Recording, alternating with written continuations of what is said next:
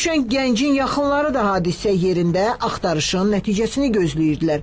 Onların sözlərinə görə Cümşüdlü ötən gün axşam saatlarında evdə olub. Ona zəng gəlib və marketə düşmək adı ilə evdən çıxıb. 27 subaydı, evlənməyib. Harada yaşayıblar? Nərimanov rayonunda? Xeyr, Binəqədi rayonunda, Bilədlərdə. Heç kəsin xəbəri olmuyor. Şu marketə, mağazına, nə isə alıb evə qayıtmaq əvəzinə zəng olub, nə olsa çıxıbdır. Hadisədə necə xəbər düşdü? Səhərə yaxın. Sizə kim zəng elədi? Axtardıq özümüz polis idarəsində. 27 toy tutulu qaldı. Axşam mən onun toyundan danışdım. İdmançı, təhsilli, vəzifəsində oturan.